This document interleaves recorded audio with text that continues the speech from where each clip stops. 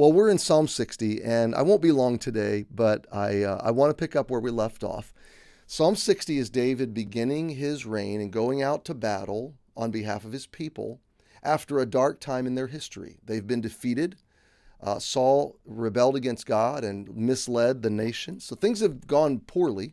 And David now is a new leader anointed by God, and he's a leader of faith. He's optimistic. He believes that God wants to be glorified. He believes that God wants to deliver his people and bring victory if those very people will then turn around and glorify him, if they will turn around and put him on display. So the way this works is God brings us through hardship as his people, and especially knowing he brings us through when he knows we're going to turn around and glorify him out of the hardship. And by glorify, I mean be a billboard for his truth to others so that they can see deliverance and redemption and truth and mercy and grace on display in our lives. So David says that God brings us through hard things, verse 3, makes us drink the wine of astonishment, but he's given us a banner to them that fear him. This banner is this identity, this truth in him, that it may be displayed because of the truth. Because God brings us through hardship to solidify our grounding in truth and in him so that we can then be glorified in it, that he then can be glorified in our deliverance so that we'll put him on display. Okay? The display of the truth. Verse 4. Verse 5, that thy beloved may be delivered, save with thy right hand and hear me. So here's David's prayer in verse 5. David turns to God and he's optimistic as a leader. He's come through the nation has come through a dark time. He's come through a dark time, and he believes it's time for God to be glorified again in Israel. He believes in revitalization. He believes in renewal and revival. He believes that the heart of God is that he wants to be glorified if the people will respond properly to God in this time. And so this psalm is basically a prayer of faith and covenant commitment that God, we're going to be your people. We're going to fly your banner. We're going to be a billboard to demonstrate to the world who you are as a deliverer. So God, based on that, deliver us.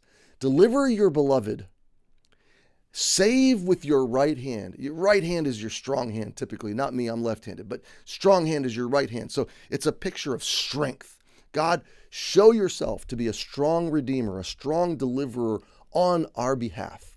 Rise up for us so that others, not just so I can be delivered and comfortable, no, so that others can see the deliverance, so that others can see your hand bring us through trouble and redeem us and save us. Save with thy right hand and hear me. God, why should God hear me? Because I'm going to turn around and tell everybody else what he did for me. I'm going to turn around and hold up the banner. I'm going to turn around and let it be displayed in truth. Listen, my friend, God still does what God does.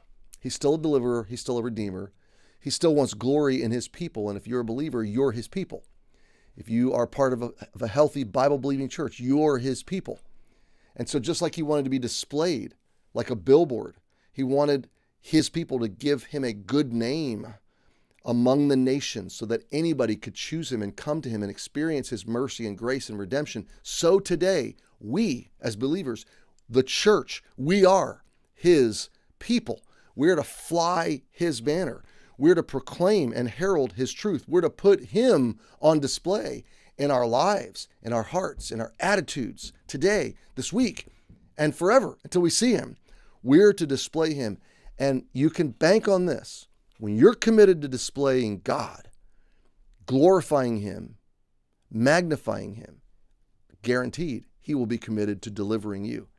He will be committed to bringing you through and out of trouble because he knows you're going to turn around and tell somebody the story of his deliverance so that somebody else can know his redemption.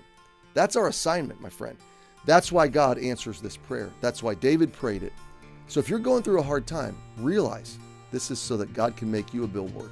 Step up on the platform, wave the banner, glorify him, and you'll be soon celebrating his deliverance. And someone will be changed because of it. Hey, happy Monday. We'll see you tomorrow.